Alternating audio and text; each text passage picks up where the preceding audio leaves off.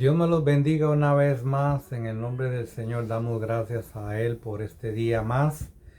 Vamos a pedirle a Dios que en este día Él nos dé sabiduría, que Él nos ayude para poder interpretar la palabra del Señor. Tanto yo como usted que escucha la palabra del Señor, necesitamos pedirle iluminación a Dios para que Él nos guíe, para que Él nos enseñe. Digámosle al Padre Celestial, Dios, en este día, ayúdanos, danos sabiduría, danos entendimiento para entender tu palabra y para poderla vivir día con día y poderla interpretar de la forma correcta a través del Espíritu Santo. Estábamos enfocados en la lección pasada hablando de una revelación que tuvo el apóstol Pablo. Podemos hablar de que el apóstol Pablo, según entendemos, Pablo tuvo como un tipo de éxtasis. Un tipo de éxtasis es donde viene una revelación profunda espiritual en el ser humano, de tal manera que puede tener una revelación espiritual tan profunda, pero tan profunda, que aquí en el verso 3 del capítulo 12 de Segunda de Corintios nos va a dar una pequeña explicación, porque al leer la palabra de Dios tenemos que leerla con mucho cuidado y entenderla, porque dice el capítulo 12 y verso 2 de Segunda de Corintios, dice que conozco a un hombre en Cristo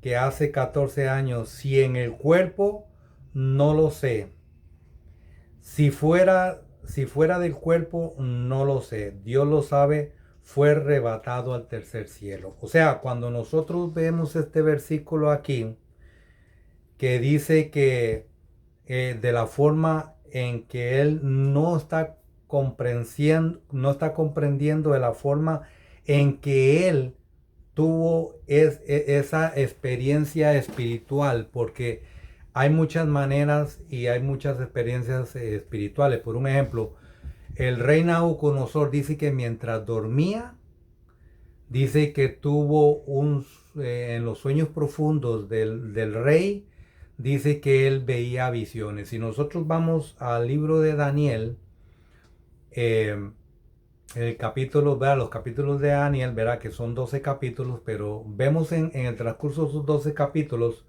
donde Daniel es llamado, ¿verdad? Por el rey Nabucodonosor para que se le sea interpretado los sueños que él tuvo. Tuvo como unos 3 sueños, donde él vio algunas visiones y él necesitaba saber la interpretación de lo que él estaba soñando. Y ahí estaba Daniel, y por A o por B, pero las cosas se dieron para que Daniel fuera ante el rey Nabucodonosor, ¿verdad?, a interpretar los sueños que él tenía. Entonces, cuando hablamos de un éxtasis, puede ser de muchas formas, porque casi siempre estas visiones, muchísimas personas en el Antiguo Testamento y en el Nuevo Testamento tuvieron estas experiencias durmiendo.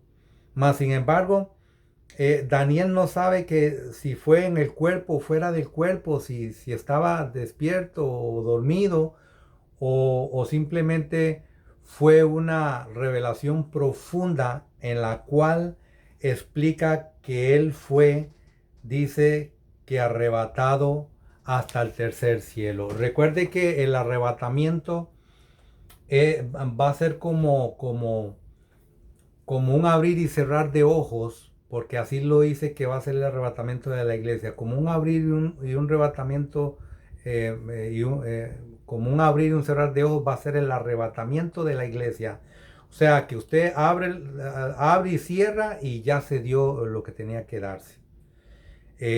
Los muertos en Cristo resucitan y luego los que estamos vivos seremos arrebatados. Pero de esta condición fue supuestamente, según lo que entendemos con la palabra del Señor, Pablo tuvo esa ausencia del cuerpo, porque recordemos que el cuerpo no puede traspasar, no puede traspasar ni el primer cielo, ni el segundo cielo, ni el tercer cielo, como estábamos explicando el otro día.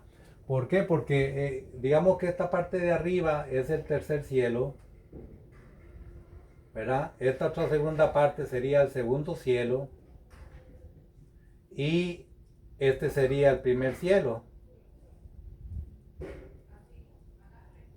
que es supuestamente el cielo donde nosotros estamos. Entonces, el primer cielo donde nosotros estamos, eh, nosotros vemos las nubes y vemos las aves, vemos la creación, vemos todo lo que logramos ver, los pájaros, los animales, todo, estamos en este primer cielo. Pero después de que nosotros crucemos esto que se llama atmósfera,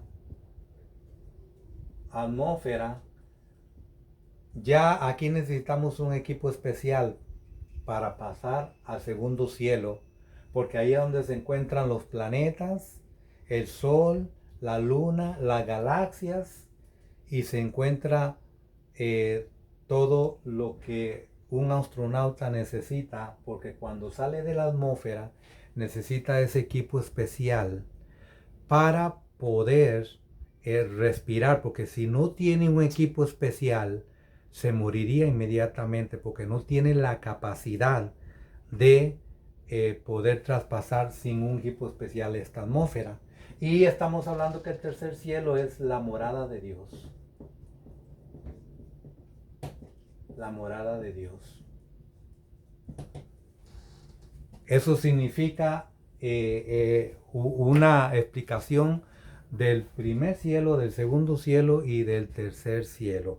Estamos hablando de esta parte del cielo porque también cuando estábamos hablando en el capítulo 16 de San Lucas, 16 y el verso del 19 al 24 más o menos, estábamos dando una explicación de los dos personajes y estábamos hablando de un estado donde las personas iban, ¿verdad?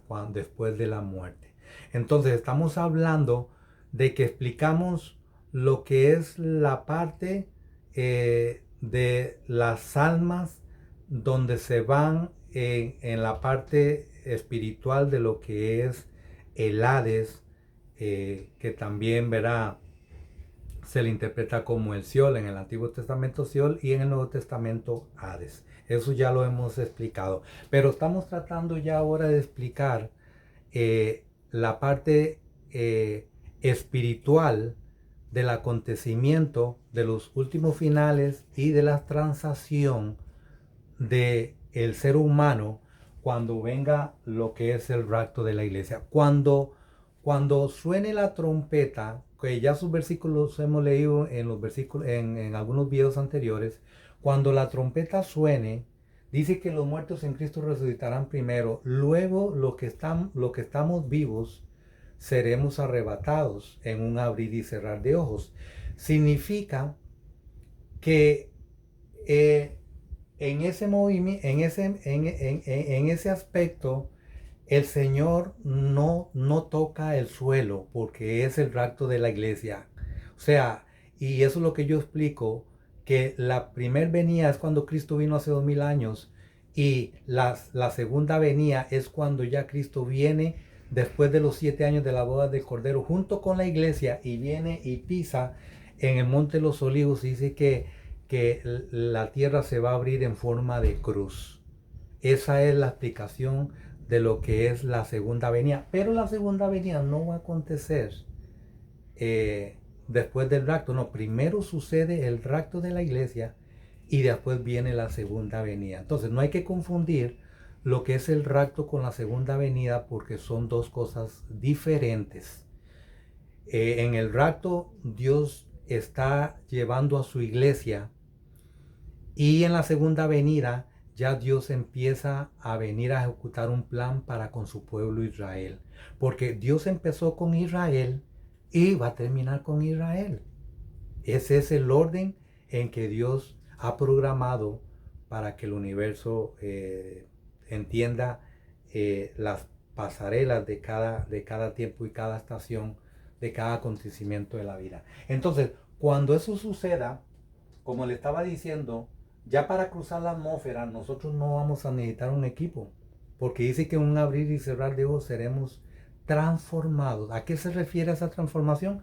Se refiere a una transformación de una dimensión espiritual, que en la primera dimensión espiritual estábamos en una condición de naturaleza de pecado, ¿verdad? Heredada por la caída del hombre, pero en este otro evento espiritual ya seremos transformados en las nubes. Entonces, en ese momento del abrir y cerrar de ojos, ya nuestras vidas van a ser transformadas a tal manera que van a tener la capacidad de cruzar la atmósfera sin necesidad de un equipo. Ahora, ¿por qué yo vengo y les doy esta explicación? Porque así como también les explico de lo que es la muerte espiritual, en cuanto a lo que es perder la salvación del alma, también les hablo de una vida espiritual también para poder explicar las dos partes, tanto de la pérdida de la salvación o que el ser humano lamentablemente, ¿verdad? Viene y cae en ese estado, pero también viene el otro estado. O sea, los dos estados espirituales tenemos que tenerlos pendientes nosotros en cuanto es lo que nuestra vida tenemos que saber en cuanto a lo que es lo espiritual.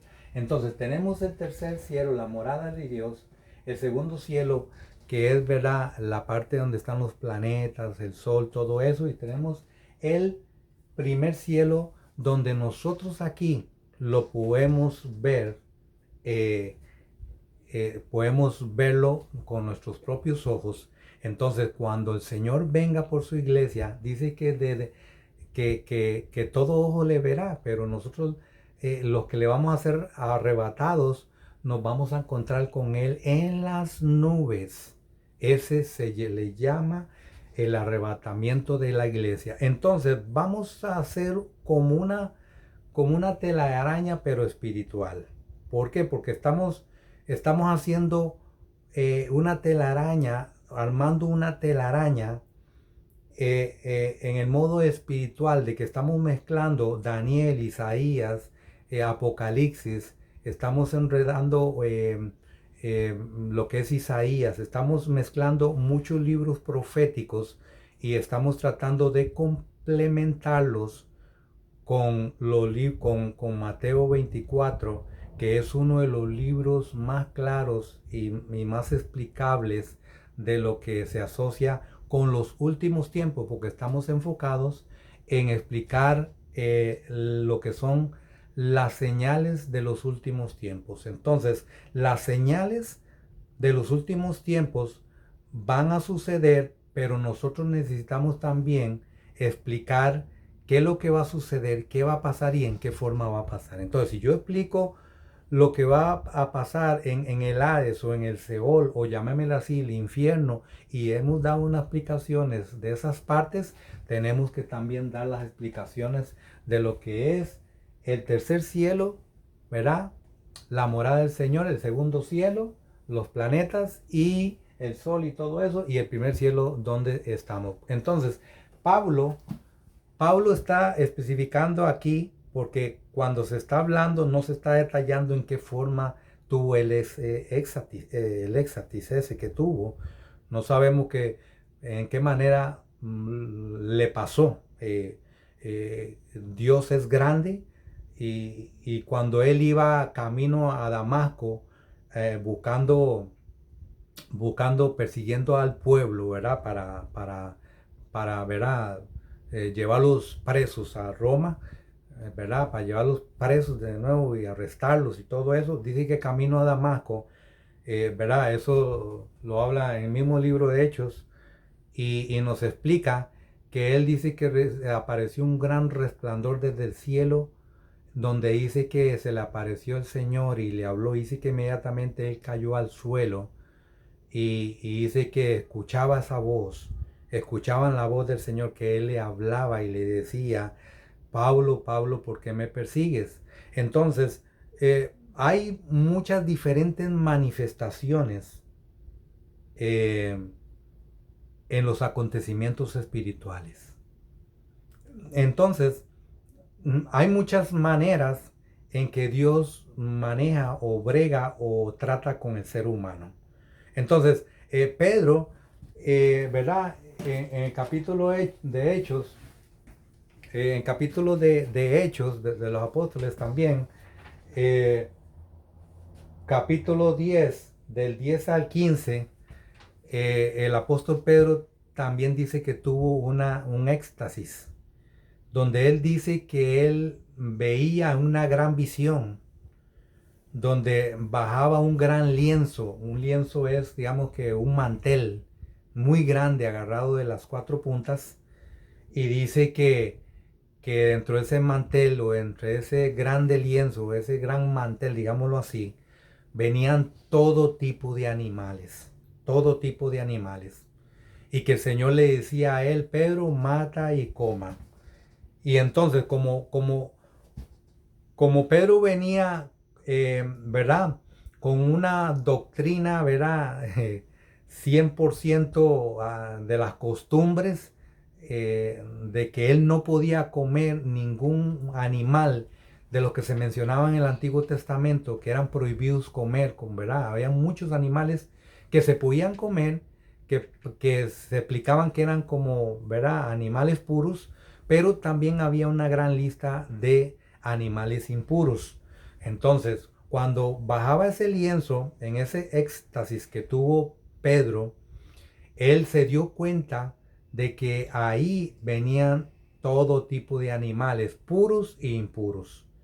Entonces, esa voz le decía a Pedro, mata y coma. Y entonces Pedro se respondía y le decía, Pedro, es que mi costumbre no hacemos eso porque son animales impuros. Entonces el Señor se volvió y le dijo, no le digáis impuro a, no le digáis impuro a lo que yo he hecho.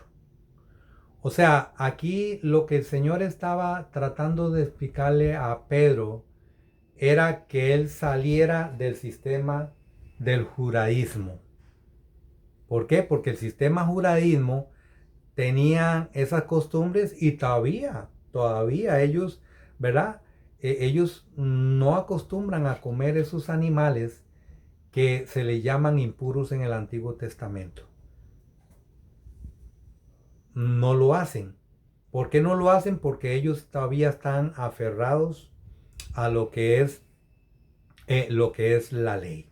Pero recordemos que cuando nosotros entramos a la gracia, que es favor inmerecido de parte de Dios, ya en esa revelación Dios le está dando a mostrar a Pedro que ya no importa lo que usted coma, incluso Jesús muchas veces lo predicó y lo dijo, de lo que contamina al hombre no lo que entra, sino lo que sale. ¿Por qué? Porque los discípulos, los fariseos y todas esas gentes que eran expertos en la Torá, venían a querer corregir al Señor y le decían, Señor, no es lícito que tus discípulos comen y no se laven las manos.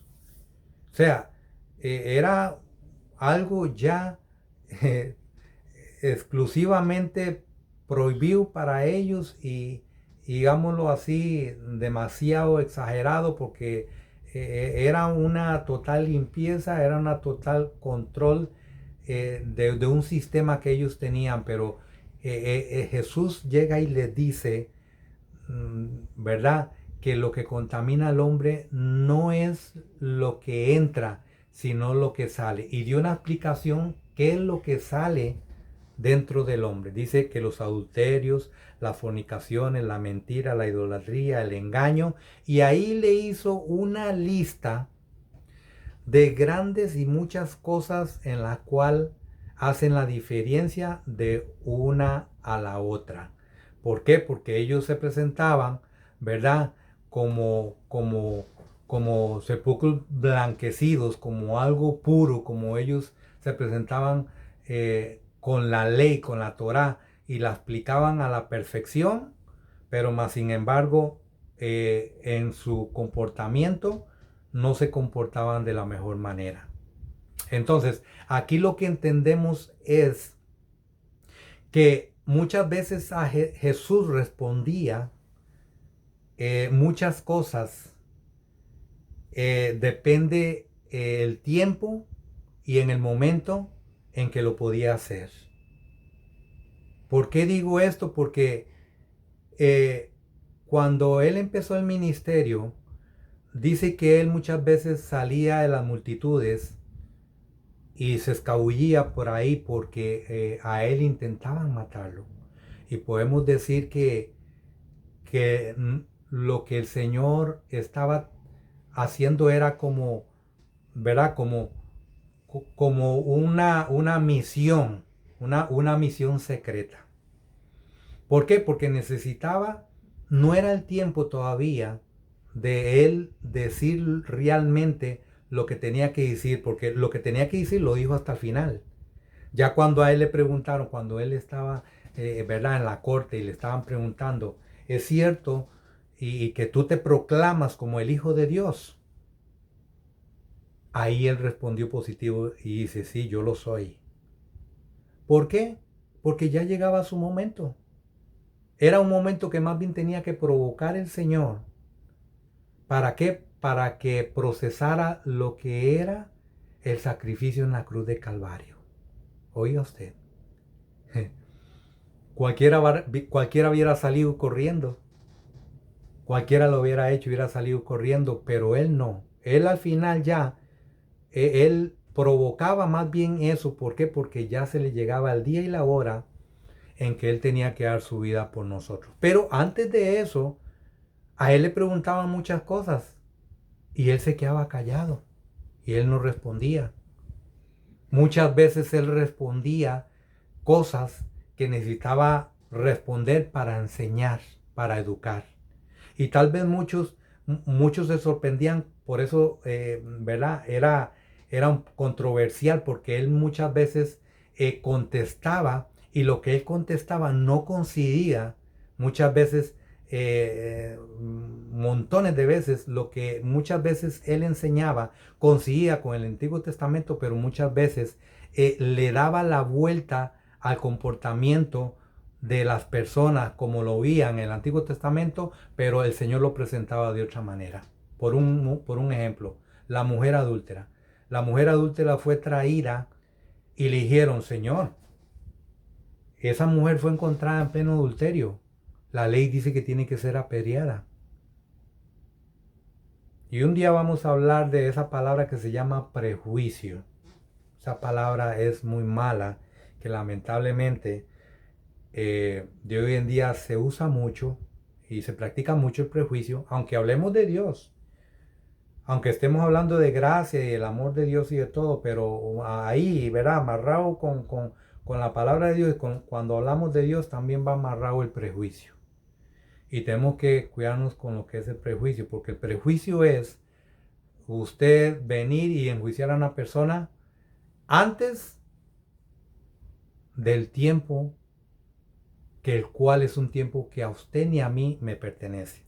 Porque según Apocalipsis, el único que va a juiciar a vivos y a muertos, el único va a ser el Cordero de Dios que quita el pecado del mundo. Y para eso falta mucho. Y entonces necesitamos dividir las cosas, separar las cosas, para entender nosotros que lo que Dios quiere es que el hombre sea salvo. Sea salvo. Entonces, estas lecciones que estamos hablando, todo esto que estamos explicando, tenemos que hacerlo de una forma, ¿verdad? Muy profesional y con mucho cuidado de poder explicar, porque nosotros no podemos venir a hablar una palabra donde la decimos y y no le damos una respuesta. ¿Y por qué tengo que hacer yo eso? ¿A dónde dice eso? ¿Qué me prueba a mí eso? O sea, necesitamos hablar, pero necesitamos también explicar. Explicamos lo del Seol, lo del Hades, ¿verdad? El Seol es en el Antiguo Testamento, ¿verdad? Una palabra hebrea. Y explicamos que en el Nuevo Testamento el Hades ya es una palabra griega. Estamos explicando la parte del cielo, la morada de Dios, y ¿verdad? Junto con su segundo cielo y con el primer cielo. Entonces, aquí nos enfocamos nosotros, ¿verdad? A decir que lo que Dios tiene preparado, Él lo tiene preparado ya, escrito y explicado en la palabra del Señor. Vamos a implementar lo que la Biblia nos dice, cómo debemos interpretarlo y cómo debemos acomodarlo. Porque cada parte tiene una época, tiene un tiempo, tiene un año, tiene, verá, una dispensación que nos enseña y nos explica algo correspondiente a esa dispensación, a ese año y qué tenía que Dios tratar con el pueblo en esa época, en ese entonces.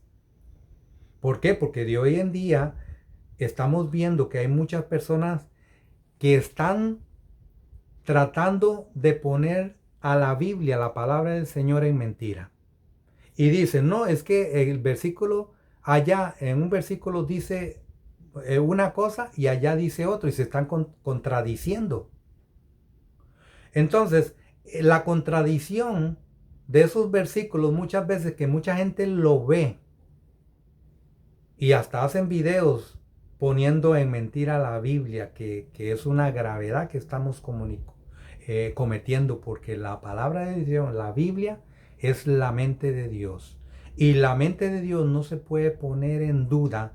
Cuando nosotros rechazamos esta palabra y la ponemos en duda, estamos negando la existencia de Dios y estamos negando la salvación del ser humano a través de un sacrificio, a través de esa sangre preciosa que es la sangre de Jesucristo.